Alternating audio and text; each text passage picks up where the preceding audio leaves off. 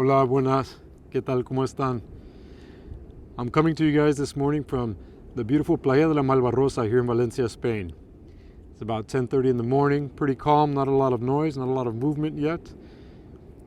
And today I'm going to be giving you guys some quick tips on advice that'll come in handy whether you're planning on visiting Spain or moving to Spain. And you'll want to stick around till the end because there'll be some very useful information for both situations. Listos? Vamonos!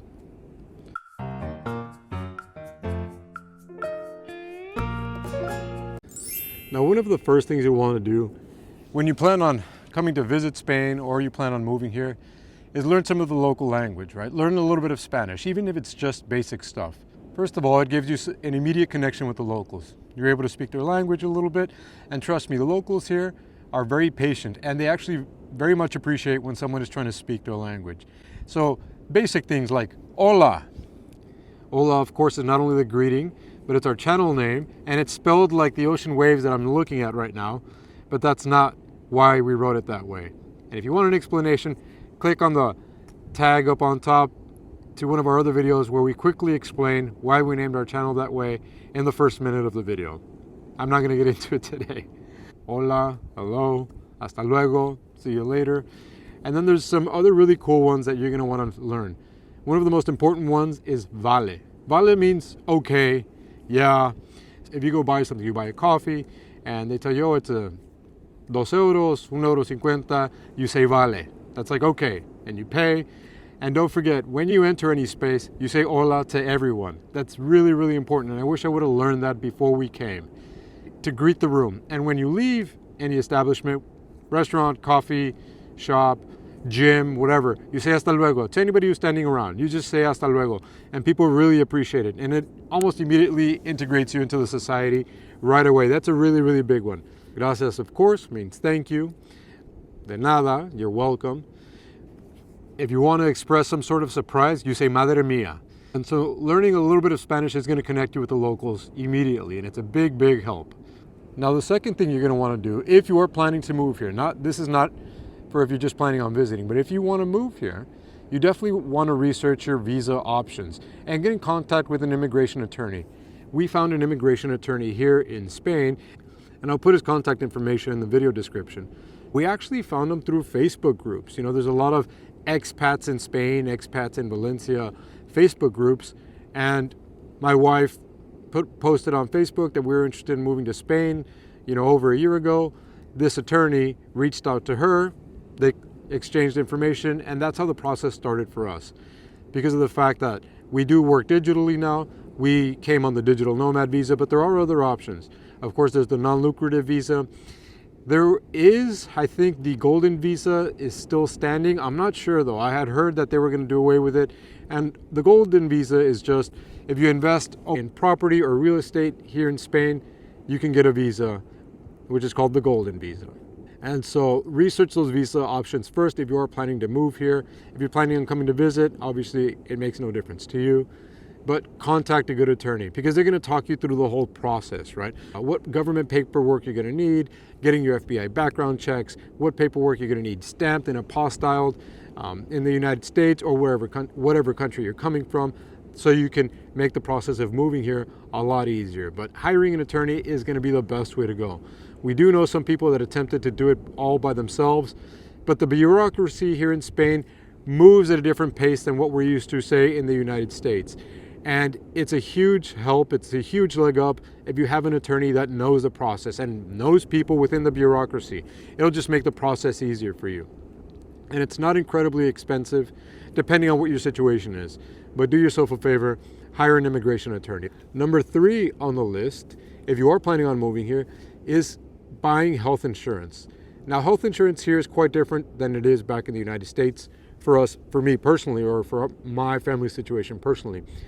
Here, since we were moving, I started reaching out to insurance companies months before we made the move because I wanted to start assessing what the coverage looks like, obviously what the price points look like as well. And it's fairly easy. I reached out to the insurance companies via email. I got many quotes from the different insurance companies here. And if you are an expat coming from, say, the United States or the United Kingdom or wherever you may be coming from, they do require that you get a non-copay insurance plan, meaning the highest level insurance plan. Our private health insurance, we pay for the year, and I think that is the rule. That is the norm, paying for your private health insurance at the beginning of the year, and you pay the whole year up front. And for us, it was a little bit over $2,000 for the whole year for a family of 4. And so still a lot less expensive than what we were used to. Having that health insurance guarantees that you can go to the doctor, have no co-pays, you'll be taken care of. There are several top companies for expats. You can do the research.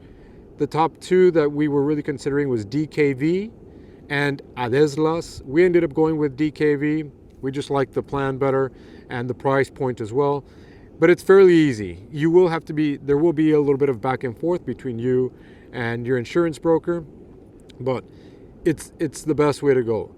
You can deal with the insurance companies directly, or you can go through an insurance broker. I dealt with the insurance company directly. They were pretty responsive to me. Everything went smoothly, so I have nothing but good things to say about the insurance agent that I've been dealing with. Now, number 4 on this list is finding a rental. Now, if you're coming for a vacation, finding a rental is not a problem. Obviously, you can pick to stay in a hotel, or there's Airbnb and VRBO options. They're all relatively easy to use. We've all used them before. But if you're looking for a long-term rental, that's going to be a little bit more challenging. The real estate agents and real estate agencies here in Spain are not very responsive for whatever reason. There are a lot of owners who are hesitant to rent out their place due to the squatting situation here in Spain, or what they call ocupas. If you plan on moving to Spain, it'll be something that you'll be hearing about in the news quite a bit. I found a short-term rental before coming to Spain for about a month. I didn't want to Airbnb or VRBO for a month, and so I found a short-term rental on Idealista. They do still require a significant deposit on a short-term rental, or at least they did for us, knowing that we were expats coming to move to Spain. And I think it was because they gave us the option of renting for a month with the option to extend long-term. And so we paid a 2-month deposit in case we decided to stay long-term, but we ended up not staying long-term. They returned our money and it was absolutely fine. But within that month that we stayed in that short-term rental, I was actively searching for long-term apartments to stay in. And I must have contacted 20 real estate agents, about 20 different properties, and we ended up visiting 6 because the other 14 agents or agencies just never responded, despite multiple emails from me, multiple calls to the real estate agencies. And like I say, if you are looking for a long-term rental, you have to be aggressive. You have to be diligent and just reach out and contact them, because it is a little tough, especially if you're coming from a different country and you're finding a place to stay is one of the most important things, right? And so just stay on top of them, really reach out to them as much as you can. Some will reach back, and if they don't respond immediately, don't worry about it. Here, Spain time is different. And what I mean by that is you can reach out to someone via email and they won't respond for 2 or 3 days here. That's just the way it is. In the United States, it's not like that. People usually respond really quickly because they want your business. Here, it's not. And that's all I'm going to say. Another option is using Facebook groups, like I say. Using expat groups on Facebook, you can post, hey, I'm looking for a rental for a 3-bedroom about this size for about this many people, and agents that are actively on there will reach out to you. They'll DM you, and that's another good option. Idealista is a very popular website to use, or a very popular app to look for short-term and long-term rentals if you're looking to move here. And like I say, if you're just coming for a visit, find yourself a good hotel, good Airbnb, good VRBO. There's a lot of great options. Not very many options like right on the beach. There's some that are a street or 2 away here in El Cabañal, which is the neighborhood that you see right behind me there. And not a lot of hotel options right on the beach either. There's some small hotels, but nothing very big. There's one big one, and it's a resort, and it's right over there, and it's called Hotel Las Arenas Balneario, and it's really, really nice, but it is quite expensive. It's USD. It's from about $225 on the low end to $400, $500 a night on the high end. So That's an option if you want to be right on the beach. But if not, just get yourself a nice little Airbnb that's a street or two away, and it's a 5-minute walk to the beach. Now, number 5 on this list is money exchange. Now, this is important whether you're just coming on vacation or whether you're planning on moving here. Now, do you need cash? Do you need euros in cash when you come visit, or if you're planning on moving here? Is it an absolute necessity? No. Everybody and practically every restaurant, every business, you can pay with a credit card or a debit card. Everybody has the little mobile credit card and debit scanners. It is small businesses, small stores. The only place where I don't see them all the time, and it might be 25% of the stalls in like any mercado that you go to, whether you go to the big Mercat Central here in Valencia, or you go to the Mercat in Rusafa, or smaller mercados, or what we would call back home like a farmer's market. Some of those individual stands and stalls may require that you pay cash only, but I'd say it's 25% within those markets, within those farmers markets or the mercados. Every other business, every other restaurant, everybody has a portable debit card scanners or credit card scanners, and you can pay with card everywhere, even taxis. There's an app called Free Now for taxis here in Valencia. There's Cabify, another good app that you can use. And if you have a credit card that has no foreign transaction fees, even better. But in all honesty, if you're coming just for a vacation, get yourself 100 euros in cash, in small bills. In small bills, please. Try not to bring like a 100 euro note, because then you're gonna have to break it and not everybody will break it as easily. If you can get it in 20s, that'd be perfect. Because that way, you can pay for a taxi if you want to pay in cash, or you go to a mercado and you can pay in cash, and it'll be easier for whoever you're buying your product from to exchange it for you, to break it down. But yeah, get yourself 100, maybe 150 euros in cash if you're coming on vacation. And if you're moving here, you might want to get yourself a little more. I would not advise anybody to exchange money at the airport. I think that's obvious information by now. If you're coming from the US, most major banks will sell you euros there for whatever the exchange rate is, plus a small fee on top of it, most likely.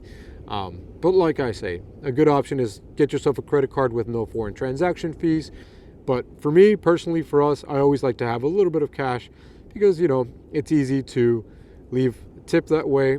If you are paying with card and you go to a restaurant, there will not be the add the tip option on your receipt. When you ask them for the check and they bring you the check, there is no, add 10%, add 20%. So you have to tell them, hey, can you add, if your lunch or dinner was 50 euro, you can tell them add 5 euro to the balance, or add 10, whatever you want to tip. But I think we've explained pretty clearly in our previous videos that tipping in the way that we do in the United States is not the way they tip here. Don't go crazy with it. This is not the United States, but you do want to show some appreciation for good service if you get it. Now, number 6 on this list is getting a cell phone when you move here. Now, if you are planning on moving to Spain, you are going to need a cell phone. You can keep your American phones. My wife and I both kept our American numbers, and we do have an AT&T international plan. Because for business reasons, we did need them. But we also got a Spanish cell phone, because if you are moving here, you're going to need a Spanish number for almost everything. If you're going to get your kids into school, if you're going to open a bank account, you will need a Spanish cell phone number. It's required for practically everything. And the good news is, getting yourself a Spanish cell phone is incredibly inexpensive. I went and got myself an inexpensive cell phone. I bought it at an electronics store here called Media Market. It cost me $100, 90 euro.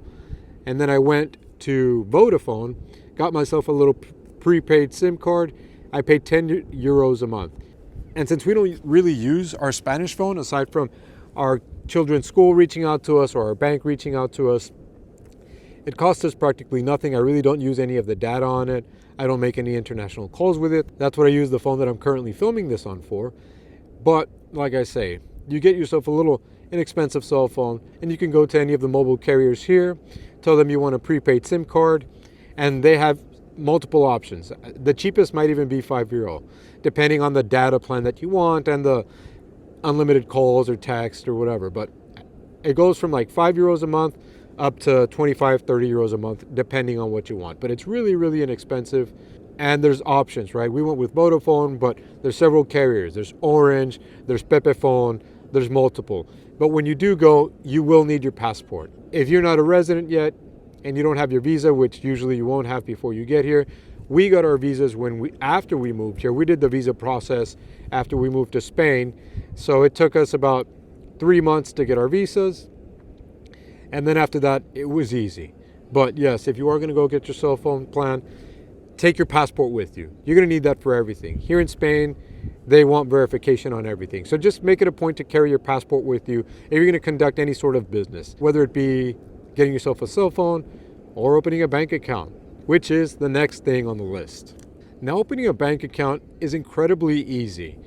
In our experience, we went ahead and opened a bank account online. And we didn't do it immediately. We opened a bank account once we became residents. And the reason for that is since we had our no foreign transaction fee credit card, we would just charge what we needed on our credit card and we would just pay it off. You can get yourself an international digital bank card. There are those such as Wise and Revolut. And those are easy because you can add money from your personal bank account that you already have, and you can transfer money into euros, and then you can just use an ATM here for no fees up to a certain amount. Like we have a Wise card as well. We did that before moving to Spain, and we transfer some money over to our Wise account in euros for a very small fee, and we could withdraw money at any ATM up to 200 euros a month with no fee, no ATM transaction fees, which is nice, if you want to keep a little cash on hand. But as far as opening a bank account, most of the major banks will allow you to open a bank account for free with no fees, even as a non-resident, and you can do it completely online. Santander has options for that. BBVA has options for that. Sabadell, Caixa Bank, they're all some of the local Spanish banks that allow you to do it online. You will need your passport as well. They will ask you for verification via your camera on your computer or on your phone just to verify that it's you. You do a quick video conference call, and that's about it.